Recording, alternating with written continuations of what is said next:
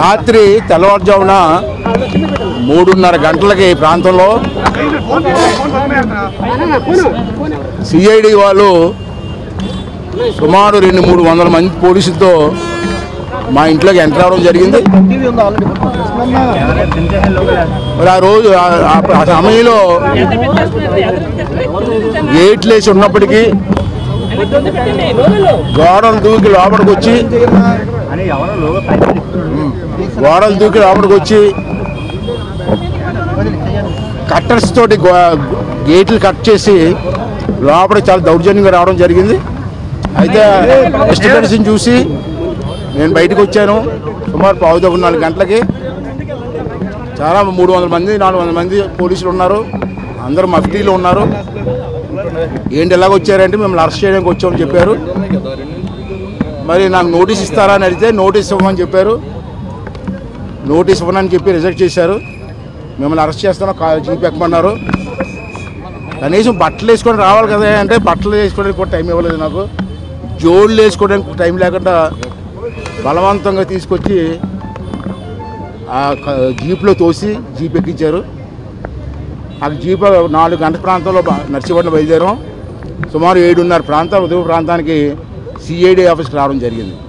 అయితే సిఐడి ఆఫీసులో మాత్రం ఉదయం నుంచి సాయంత్రం వరకు మాత్రం ఏం ఇబ్బంది పెట్టలేదు. చక్కగానే కూర్చోబెట్టారు. సాయంత్రం వరకు ఏ హరాస్మెంట్ లేకుండా కార్యక్రమాలు జరిగాయి. అయితే నేను ఈ సందర్భంలో ఏం చేస్తానంటే రేపు హైకోర్టులో మళ్ళీ దీని మీద చర్చ ఉంది.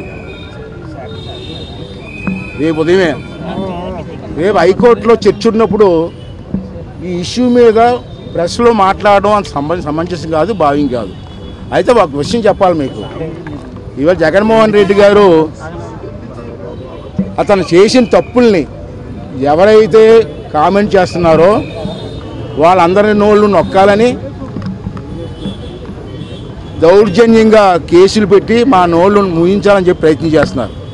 నేను జగన్మోహన్ రెడ్డి ఒకటే చెప్తాను, ఇవాళ మేము శత్రువులం కాదు, మీ ప్రత్యర్థులు మేము.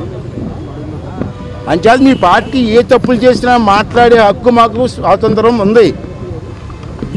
మమ్మల్ని ఏదో శత్రువులా చూసి మమ్మల్ని అనదొక్కాలని చెప్పి మమ్మల్ని ఇబ్బంది పెట్టాలని చూసే ప్రయత్నాన్ని మీరు విరమించుకోవాల్సిన అవసరం ఉంది. మీ నాన్నగారు ఉన్నప్పుడు కూడా ఇంత వరస్ట్గా పరిపాలన లేదు, ఇంత దౌర్జన్యాలు లేవు, మీ అందరికీ తెలుసు. అంచేత మేము చేస్తున్న విమర్శల్ని నువ్వు పాజిటివ్గా తీసుకో, నెగిటివ్గా తీసుకొని మా నోర్లు ముంచాలని చేసే ప్రయత్నం మంచిది కాదు. ఇకపోతే రాజకీయాల్లో శత్రుత్వం మిత్రుత్వం ఉండదు. ఒకళ్ళొకరు విమర్శించుకుంటూ ఉంటాం, కార్యక్రమాల గురించి మాట్లాడుకుంటూ ఉంటాం. దాన్ని మంచి హృదయంతో మీరు స్వీకరించాలి. అలా కాకుండా మమ్మల్ని ఇబ్బంది పెట్టడం కోసం ఇప్పుడు నా మీద 14 కేసులు పెట్టావు.